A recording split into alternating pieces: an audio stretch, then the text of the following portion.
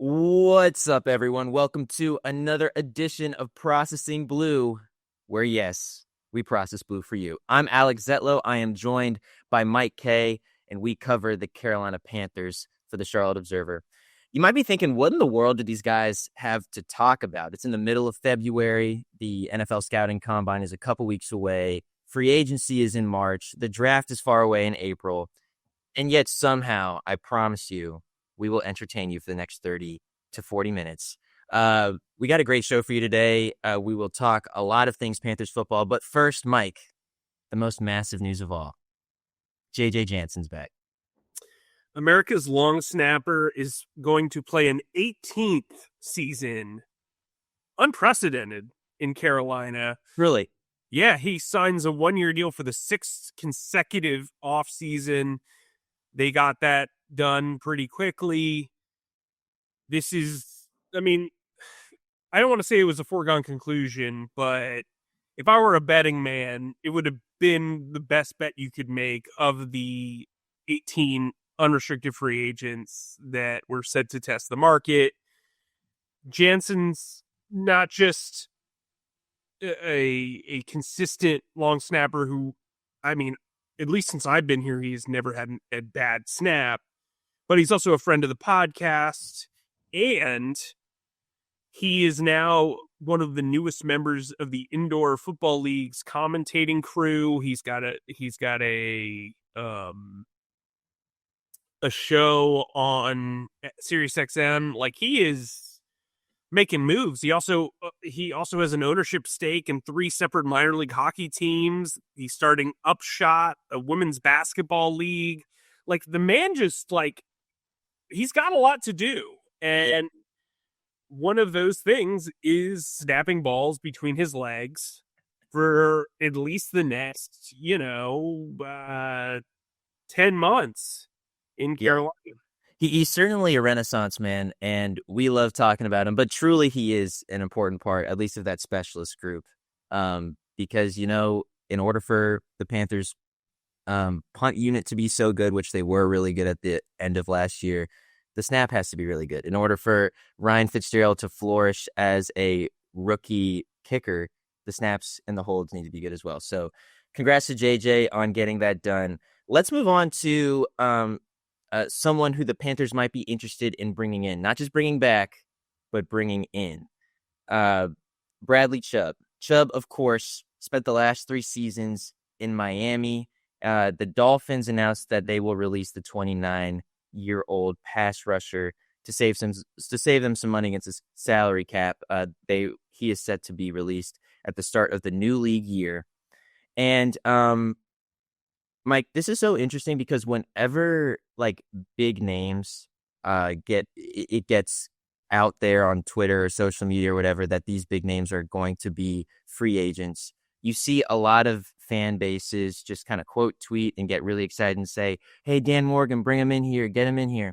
And normally when I see that, I say, okay, this is a really fun moment. We saw it with Jair Alexander last year as well as cornerback.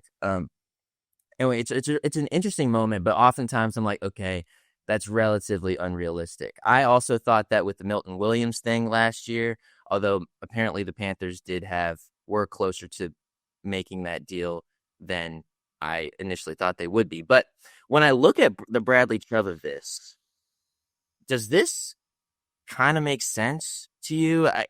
There are several elements of this that seem like, hey, he could actually do some things in Carolina. Yeah, I think he's a guy who's kind of interesting just because of his background. Obviously, a guy who was extremely productive in college at NC State, went on to have a productive 5-year stint with Denver, played under Ejiro Evero for half a season, got traded to Miami when it was very clear that the Broncos were bottoming out and going to have a new regime. He had an up and down career in Miami. He missed all of the 2024 season with an ACL injury, but in between that, or sandwiched outside of that, the bread of his tenure, he had an 11.5 sack season, and then he had an 8.5 sack season last year. The injury history is kind of troublesome. He's going to turn 30 later this off season, I believe. So it's kind of one of those things where it's like he's kind of against type from an injury standpoint and maybe even an age standpoint, but he's been pretty productive as a pass rusher. The one thing I will say is if the Panthers weren't interested in Harold Landry, who had a terrific season with the Patriots this past year, I don't know if they're necessarily going to be interested in a similar type player in Bradley Chubb, who has an injury history, who is about to turn 30. It'll be interesting to see how his market develops. And I would imagine he has a decent market because there are so many teams with heavy cap space allotments. You know, I think as of Tuesday, there were 11 teams over the cap, but for the most part, everybody is about 10 million and up under the cap, and I think that benefits his market and the negotiations. That said, there's a lot of mid-tier pass rushers about to hit the market. There are a few top-tier pass rushers, depending on how you feel about Trey Hendrickson coming off of injury and his age. There are some other guys that are up there as well, but they might be franchise tagged or get extensions before the open market opens. Yeah. And that is all very fair. But if I'm a Panthers follower, like an ardent follower, I look at that pressure rate in 2025, 31st in the league. The only team that was worse than their pressure rate was the New York Jets. I see, like you mentioned, the Evero connection. And I also see, like we talked about this with Trey Hendrickson a lot, like a lot of these pass rushers who have these really gaudy numbers don't perform well in a 3-4 scheme. It would be hard to imagine them doing so. And I think Bradley Chubb would be able to. So, or at least he's proven that he's been able to. So, I don't know. That's at least compelling from that perspective to me. Yeah, I mean, I think if I'm him, unless I'm signing a 1-year deal to kind of prove it again that I can make it through another season and I want to go to a scheme that benefits me, I'm waiting till the market opens, because by then every team will be under the salary cap. They'll be able to plan through their cuts and everything like that. They won't be forcing a move. And if you're Bradley Chubb, you probably want to play for a team that's contending. You want to play for a team where you have good rush partners. I think that's part of the Panthers' issue with creating sacks, as well as their appeal, right? Right now, the guys who can create pressure are Derek Brown, Turk Warden when he's used effectively, Nick Scordon, and to some extent Princey Umanmielen.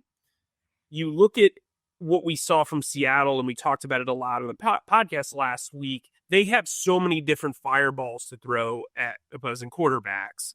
So you're all winning together. You're forging chemistry, but you also have talent spread out, right? It's like in baseball, when a superstar player is hitting third, you want to make sure he has protection with that cleanup hitter, right? You want to make sure that the opposing pitcher is afraid to walk the number 3 guy, because the number 4 guy can smash some stuff over the fence. And so I think that's what the Panthers need to be able to do. They need to be able to double dip this offseason, draft a pass rusher high, first 3 rounds, who they can develop long-term with Scordon, but then they also need to bring in a guy who is at least mid-tier. I brought up Joseph Osai from the Bengals multiple times in the newsletter and on here, or somebody of that ilk, so you can throw a bunch of fastballs. I don't think this is simply a one-and-done type of change where you go, hey, let's go after Trey Hendrickson and see if he can fit a 3-4 defense, even at his age and all that stuff. I think you need as many fireballs as you can. And I think for the most part, if you're spending on Bradley Chubb, depending on what he wants, that may lead you to be a little bit more lenient on when you draft a pass rusher. So I don't know how much that fits in the plan. I don't know how much Rivero,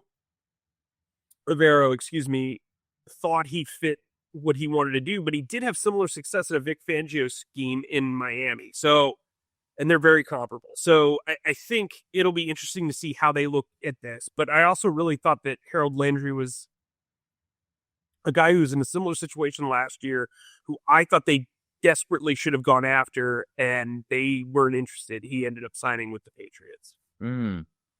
Yeah, that's really good stuff. I'm glad that you brought up your newsletter, because that's some really good appointment reading, not to just be a self plug, but it's really a appointment reading for you, Mike, because this is a fun time where you can like make predictions on what the Panthers are going to do and what they will. And oftentimes you are correct both on the player side and also on the coaching side. One thing that you're correct on the coaching side, as I stumble through this segue, you predicted that the Panthers were going to bring in longtime offensive coordinator and quarterbacks coach Darrell Bevell, and they did. Bevell has joined Dave Canales and the Panthers coaching staff as the new associate head coach and offensive specialist.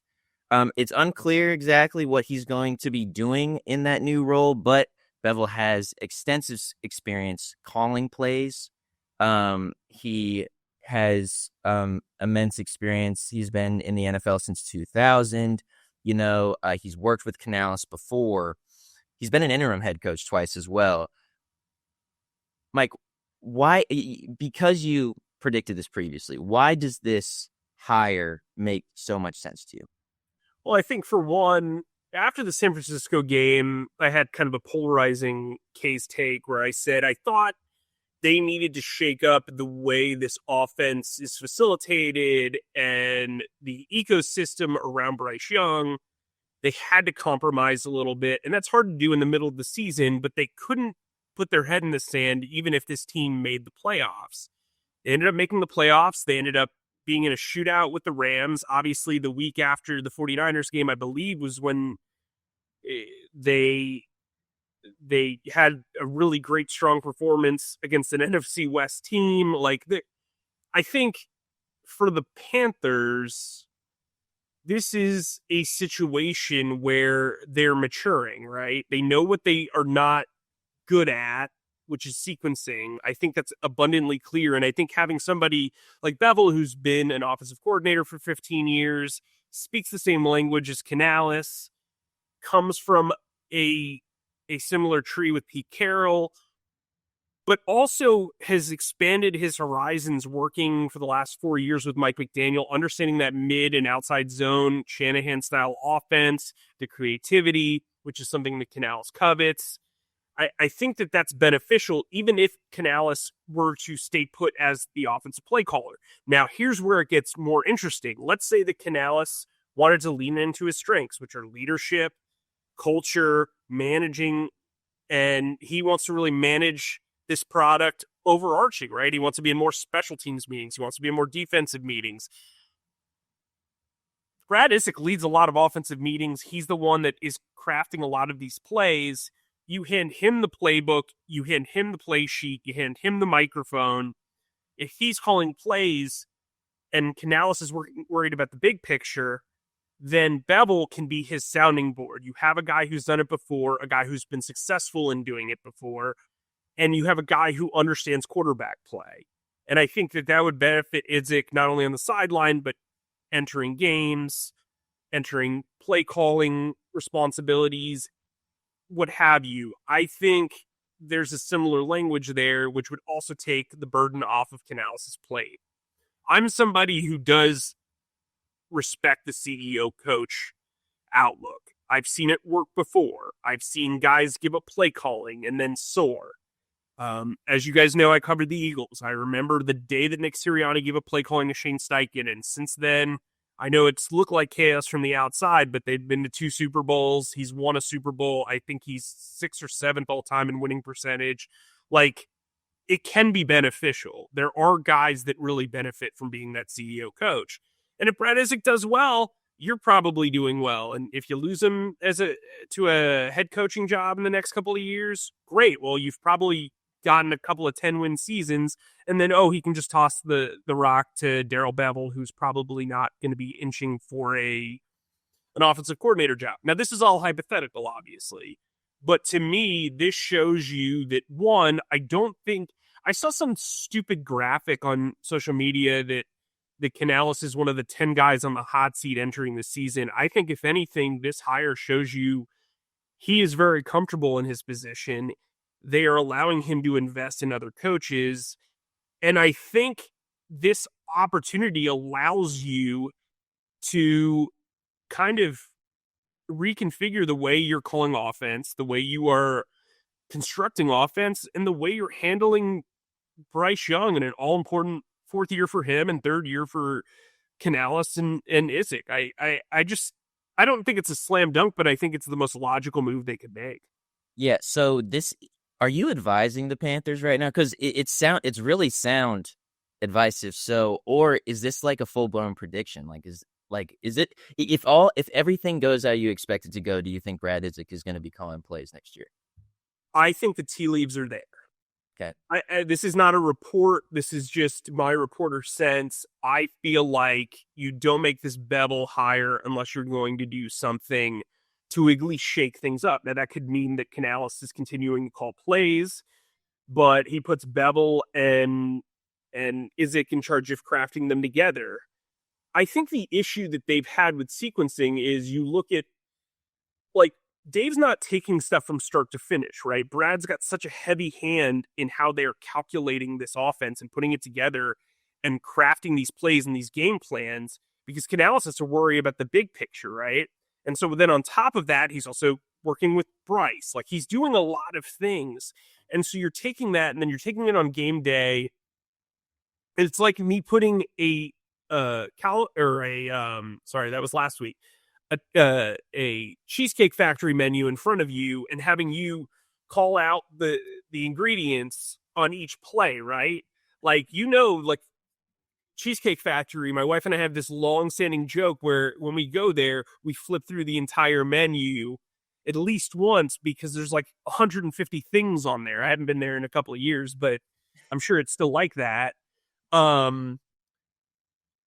I just think there needs to be some sort of change. And I don't know what the answer is. I've said that on here multiple times. They're paid to make that decision. And I just think the plays in like a vacuum are working. Guys are getting open. There's some creative stuff there. I think the play calling sequencing is the problem. So if you can find out a way to streamline that, whether that means that Bevell becomes the guy in Canales' ear when he's play calling, or he hands over play calling in general, I think that there's some logic to that. And I think it would say a lot about Dave Canales if he were to hand over play calling. But we won't know that until we talk to him. And I think the next time he's available is at the Combine. So it'll be interesting to see what he has to say about the Bevell hire and where he functions in all this, because an associate head coach can have a lot of different responsibilities. It's just like a matter of what you do for the team. We bring up like these mediocre chain restaurants more than any other podcast, I think, on planet Earth. Between Outback Steakhouse, between Applebee's, bro, we were texting about a Bahama Breeze earlier this week because I didn't know that Bahama Breeze was still open until you said something. And you're like, is this like a thing? And I'm like, yeah, they were really popular in the early 2000s. Well, you've just been to like you've lived in the weirdest parts of the United States. And I was just like, okay, well, I mean, not that Florida in total is weird, but no, Florida in general is a weird place. That's a fair. But I was just like, oh, Bahama Breeze, is this like a Florida thing? And you're like, no, dude, like it's a big deal. But anyway, we talked about it a lot. Okay. It was. And then you made this. Then you talked about Cheesecake Factory, which I probably shouldn't call Cheesecake Factory mediocre, but whatever. Yeah. Before we lose the plot, we're never getting sponsors for this show. Ever. But I will say Bahama Breeze and Cheesecake Factory were huge during J.J. Jansen's first 5 years in the league, if you want a good time of reference. Wow. I love how we can bring everything back. You mentioned the NFL Combine, the NFL Scouting Combine, and how that's probably the next time Dave Canales is going to be available. That is the next time we as reporters ultimately get to ask and answer and have our questions answered ahead of the 2026 season. It's a time when we get to talk to prospects for like that the Panthers might draft or what have you. And so I was hoping that we could talk about our biggest questions going into the NFL Scouting Combine. I'll go first, and mine will be very simple because it's probably the most obvious one that listeners have. The Panthers are currently, and at least they should be, on a quest to find the next great inside linebacker. If you look at the two golden eras of the Carolina Panthers, in 2002 to 2003 to 2004, whatever, Dan Morgan, now the team's general manager, was that guy. He, for a moment, was getting looks as being Defensive Player of the Year those years when they were really, really good on defense. That was their identity, and it ran through Dan Morgan, who was also the play caller. The next time the Panthers were really, really good was in 2015. And yes, Cam Newton took up so much cultural space when you think about that team. It certainly did to me growing up in North Carolina. But that defense was crazy sound, and it's because of Pro Football Hall of Famer Luke Kuechly being there. And Thomas Davis. That's a good point. Another great inside linebacker. Two amazing. The Panthers need to find one. I think that they were building something previously before the Josie Jewell injury really changed their defensive plan last year. Obviously, Josie Jewell was suffering from concussion-like symptoms months after he suffered a concussion at the end of 2024. The team ultimately released him ahead of 2025, giving the reins ultimately to Trevin Wallace and Christian Roseboom, who in moments flashed, but Trevin Wallace suffered from injury. Christian Roseboom had an up and down year, although he did have a really good year against the run toward the end of the season specifically. I think this is the year that if the Panthers are going to pull the trigger on getting someone in the first round, that they might focus on the inside linebacker spot. We don't know a ton we know a lot about who these inside linebacker prospects are. Of course, we always think that we always have a plan going into how they're going to stack out on up until draft night and really a couple weeks before that, and then everything changes. The Panthers, a lot of people in the Panthers media corps thought that they were going to take Jalen Walker last year, and he had a wonderful rookie year for the Atlanta Falcons. But of course, he played on the edge for the Falcons, and his versatility was a strength, blah, blah, blah. We can talk about Arvell Reese out of Ohio State or Sonny Styles out of Ohio State. We can talk about David Bailey out of Texas Tech, who also has capabilities to play on the outside as well. We can talk about Anthony Hill Jr. out of Texas if you want. But we won't really know how that all stacks out until the teams talk to him, until they perform in their various drills at the NFL Scouting Combine. But that is the question that I am going into the Combine with. Can the Panthers find their next great linebacker? Because they are so much closer to this team being a good, solid playoff team, a reliable playoff team. I think that is probably their most actionable place on the defensive front. Shore up that place. And I think it starts in the NFL Combine in a couple weeks. Mike, what do you think about all that? I think to your point, I think they've won in positions on the margins. So they have set the top of market pricing on non-premium positions in each of the last 2 years for just a moment, right? They signed Robert Hunt to a $100 million deal. Guard is not considered a premium position, but they got better at a position that is overlooked by a lot of teams. They were able to get the best talent at that position and make themselves better, and then draft guys who are at premium positions. They then did that with Trevon Merrick, safety, another position that is not considered premium by most teams. So I think if you look at what they could do this year, inside linebacker free agency wise is very actionable. I think Devin Lloyd makes a lot of sense. Devin Bush is on the smaller side, but he had a great bounce back year last year. Nakobe Dean, who's also a little bit smaller, had a really good bounce back year after a major knee injury. There are going to be guys out there that you can add and then make the face of your defense in a lot of ways. They have a pillar up front with Derek Brown. They have they have two pillars in the secondary in J.C. Horn and Trevon Merrick. And I think what they're really missing is inside linebacker and outside linebacker help. The hope is that Nick Scorton's one of those pillars, and then you add another guy. But I agree with you completely. It would not shock me if they double dipped at that position, frankly. Um, and then my question we just kind of talked about, what's the future of the offense under Dave Canales? Is it a Right. change in play calling? Is it a change in responsibilities? How does Darrell Bevell impact Brad Isaac's responsibilities? What's going on there? Because my spidey senses immediately went up. And, Bevell was in the conversation for the Jets offensive coordinator job, ironically. Previous Panthers head coach Frank Reich got that gig, but to me, Bevell is a guy who's got a lot of experience. He knows how to call plays in the NFL, and he's one of the biggest influences on Canales' career. So I'm intrigued by this change. When I suggested it in the newsletter, it was more so for him to be a sounding board. But given how much Bevell has attracted attention for an offensive coordinator job and his title, I'm intrigued by what his responsibilities will be and how they in turn impact the head coach's responsibilities and the offensive coordinator responsibilities. Yeah. A lot of really interesting stuff that we will unearth in a couple weeks at the NFL Scouting Combine. Mike, just really, really quick, you made a fascinating point about how the Panthers have set the market on the margins for at positions that aren't considered premium positions. They also did that in the draft this past year, I would like to think. I want to go through really quick these day three, a couple our day three picks that really shined in 2025 and who the Panthers will probably steer away from drafting in 2026.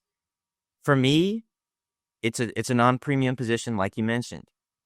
Lathan Ransom was a day three pick last year who was just so impressive in many ways. 51 tackles, 1 sack, 1 forced fumble, 1 interception. That 1 interception came and it ultimately yielded the most important play of his career to date. It was also one of the most important plays of the Panthers season when you kind of step back and look at it all, because it came on that final drive against Tampa Bay Bucks, the Panthers' final win that ultimately gave them the path to the playoffs, their first playoff berth since 2017, blah, blah, blah, all these things that we've already said. That's really important. And I think if Dan Morgan can put together another draft that finds someone like a Lathan Ransom somewhere that really makes hay in day three. Yes, they made a lot of hay in drafting Tetero McMillan in that first round, and he was Offensive Rookie of the Year, and that was great. But finding these players late in rounds that can make immediate impacts is going to be really important. Mike, was there an NFL day three guy that really impressed you? Yeah, I'm interested to see more of really both fifth round picks in Mitchell Evans and Cam Jackson. I think those two guys can bring something to the fold. Nose tackle and tight end are obviously, like you said, non-premium positions. But I think with how they're going to have to rework the rotation in the trenches, with Wharton playing more of a 3 technique and focusing solely on that, and then Bobby Brown needing a tag team partner at the nose tackle position in the rotation, I think that benefits them. I think they will draft another 3 technique. We obviously have talked about A'Shawn Robinson having a pretty cuttable contract. It would open up around $10 million. They certainly could use that money, even though I don't know that I agree with letting him go just for nothing. Yeah. I was pretty impressed with A'Shawn's first 2 years on his 3-year contract. And then Mitchell Evans is really interesting because to me he probably has the most two-way upside of any tight end on the roster. Tommy Tremble's obviously right now the number 1 tight end. They can cut him and save $6 million, but what's interesting about that is his contract doesn't become guaranteed until 2 days after free agency starts. So they could technically negotiate with his replacement on March 9th, sign him on March 11th, and then move on from Tommy. So they're in a really good, favorable position to figure out if they want to upgrade over Tommy Tremble. I'm under the impression he'll be back, but we'll see. Mm-hmm. Jatavian Sanders has improved as a blocker, but I think he's more so your big wide receiver tight end. Mitchell Evans has shown blocking prowess and upside as a receiver. I'm interested to see what he does in year 2 and if he can take the next step in his growth. I thought day 3 worked out really well for the Panthers. Definitely did. All right, Mike, let us get out of here. Anything else you want to mention before we get out of here? Yeah, we will both be at the NFL Scouting Combine next week for a week of interviews and prospect features and all that stuff. We'll also have a podcast next Wednesday live from Indianapolis. Should be great. Subscribe to our newsletter, Access Panthers. It's Alex's turn to write one up, and then I will do the following one after the Combine. It's going to be a fun week of information, and hopefully some interesting stuff comes out of it with our takes and with our analysis and interviews and video and all that sort of stuff. So just stick to the Charlotte Observer and enjoy it. Also, Tuesday, I published a story on the director of college scouting, Jared Kirksey, who's been rising up the ranks in Carolina and other places. He's got an integral part of the draft process. I shadowed him in Frisco, Texas during the Shrine Bowl, had a couple of sit downs with him. I think the story is something that diehards and casual fans can enjoy. So check that out on thecharlotteobserver.com. Absolutely. All right, then. Thanks to our sponsors, Bahama Breeze. Kidding. Thanks, as always, for listening to our pontifications on all things Panthers with Mike Kaye and myself and our wonderful producer, Zach Dennis. Please subscribe and follow us on Spotify, Apple Podcasts, or wherever you get your podcasts by searching Processing Blue. And if you watch us on YouTube, please subscribe to our YouTube channel and click on the bell icon to get notified whenever new episodes drop. And finally, please be sure to stick to charlotteobserver.com for all of your Panthers needs. Mike, stay humble, stay creative, and keep processing. That's a wrap.